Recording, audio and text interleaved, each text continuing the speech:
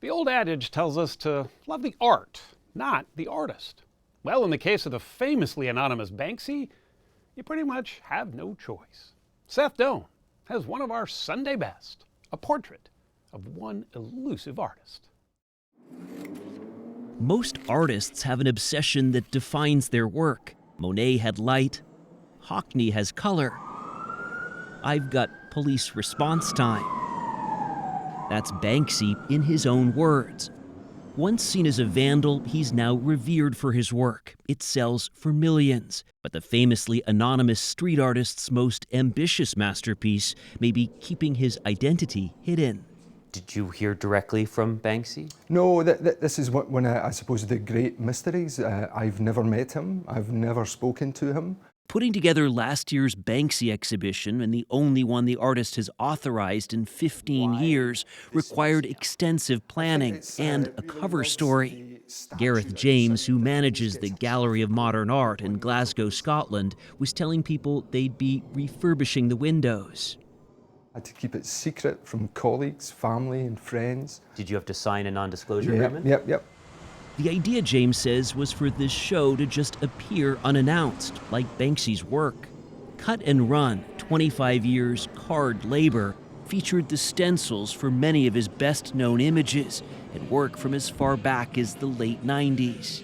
Banksy recreated his childhood bedroom, where he explains how this scene from the cult movie Jaws inspired him. Sick vandalism. That is a deliberate mutilation of a public service message. It showed me everything I needed to know about graffiti, he writes. It should be audacious and funny. It seems that so much of this exhibition is the captions. Yeah, you really maybe come away with a feeling of having an insight, or maybe even trying to get to know Banksy a bit, because that voice is there. Banksy's political voice has always been there in his art. He often champions the underdog, be it migrants or Palestinians in the West Bank, where in the shadow of Israel's separation barrier, he created the walled-off hotel. This was Banksy's idea. This is Banksy here. Yeah, this is Banksy. This is original Banksy. His art is coveted, but of course, graffiti is not exactly legal. The anonymity was there from the minute I met him. It was more about avoiding problems with the police. It was all about avoiding problems with the police and nothing to do with it being a promotional tool. Quite quickly, it became the best promotional tool that anyone could ever invent. Steve Lazaridis was an early associate of Banksy's in the working-class English town of Bristol. What kind of guy is he? Difficult. In what way? Just in that way that sometimes people that are a genius at what they're doing. There's no taking away from the fact that the guy's is a legend. He was making images and messages that everyone could understand. And I think that's what was the game changer. Like suddenly someone was making art that you didn't feel stupid looking at. He's sometimes criticized for that too, that it's too simplistic. Yeah, but he's only criticised by, and I'm going to swear, by in the art world. They've never liked him. They've never liked the movement. It's been at the fore now for almost 30 years, and all of that without any help from the art world. What's interesting, though, there is now this dance between these two worlds. But now the art world wants it. Lazaridis says he has thousands of photos of Banksy working. Some he's published. Though they've parted ways, he has not publicly revealed the artist's identity. It's a tough world to get into, Banksy's world. It's not tough, it's impossible. I deal in very important artworks by major museum artists, from Picasso to Damien Hirst, and there is nowhere near this level of secrecy or gamesmanship almost. What do you mean by gamesmanship? It's a bit Wild West.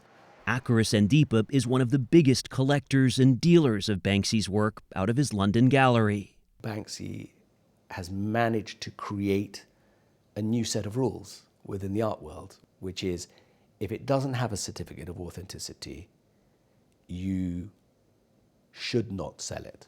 You should not buy it. And that's astonishing. It also opens a quagmire of problems. What happens if the artist doesn't like an early work. Or what happens if the artist doesn't like the person seeking the authenticity? Yeah, problem, right? Whew, the art world is interesting. Wild West. It was Banksy's 2004 work Napalm which first piqued Andipa's interest. The perfect balance of frivolity with serious elements. You know, you have a little snigger first, a little laugh, because it's light-hearted, but then you kind of suck your teeth a little. Actually, there's some weight to it. How much is it Banksy's message? How much is it his pure skill as an artist? He is actually quite painterly, but he's chosen to execute his work through stencils, much like Andy Warhol did through screen prints. It's the Banksy girl with balloon, ladies and gentlemen, standing in the front. But there's no precedent in the art world for this. Can I sell it now? And sell it for $860,000. Shredding a piece seconds after it was sold at auction for $1.4 million. An irreverent middle finger to the establishment is a theme of his work, but the stunt actually added value. The shredded painting resold a few years later for $25 million. Yet the artist's identity remains unconfirmed, Am I going to reveal it? Probably not. and those who do know it are bound or choose not to expose him. There are institutions, including UK papers, that would pay a lot of money for him to be unmasked. Not one person has stepped up to take the bounty. How can that be? At the risk of overly romanticizing, one has to assume that he's a good person.